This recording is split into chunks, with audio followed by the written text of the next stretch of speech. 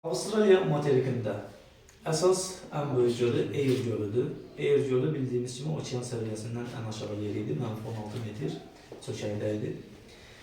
Afrikada tektonik sınmada yerləşənlərdən Rudolf, Albert gölü var, Tanganyika, Nyasa gölləri sınmada yerləşir.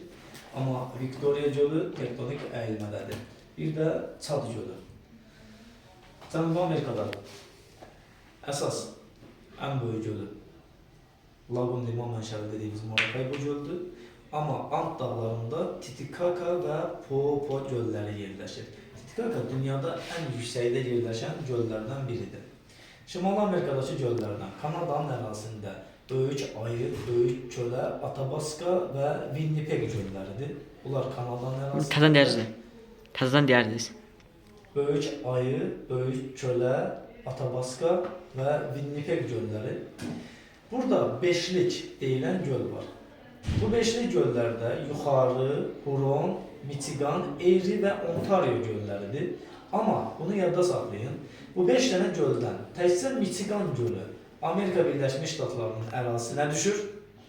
Qalan 4 göl, yuxarı, Huron, Erie və Ontario Kanada ilə Amerika Birləşmiş Ştatlarının arasında sərhəd gölüdür. Dərslərdə bu cür suallar olur. Hansı göl bir ölkənin ərazisindədir, hansı göl bir neçə ölkənin ərazisindədir? Onları mütləq bilmək lazımdır.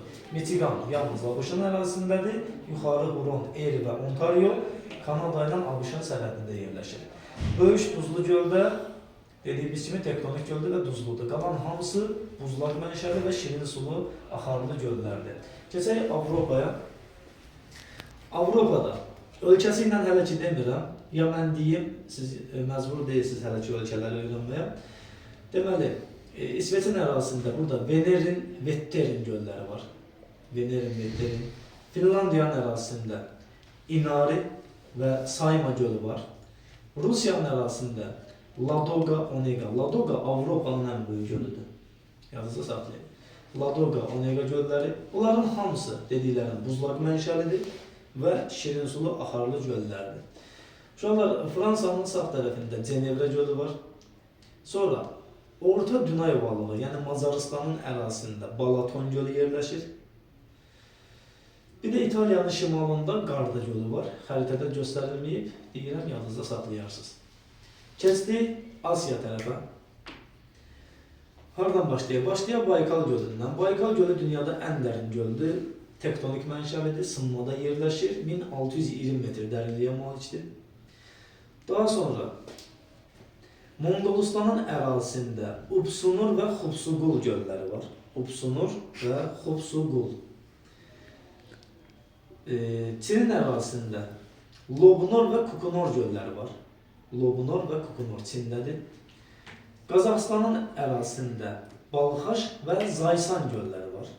Balxaşla Zaysan gölləridir. Qazaxıstanla Özbəkistanın sərhəddində Aral gölü yerləşir. Aral gölü Qazaxıstanla Özbəkistanın sərhəddindədir. Xəzər dənizi əslində göldür, biz onun dənizliyirik. 5 ölkənin sahili yuyur. Azərbaycan, Rusiya, Qazaxıstan, Türkmənistan və İran. 5 ölkənin sərhəddində yerləşir. Daha sonra Türkiyədə Van, Tuz gölləri, İranda yaxın zamanlarda qurumuşdur. Urmiya gölü. Və Ermənistanda onlar Sevan deyirlər. Biz isə Göyçə gölü dediyimiz göl yerləşir. Bu qədər.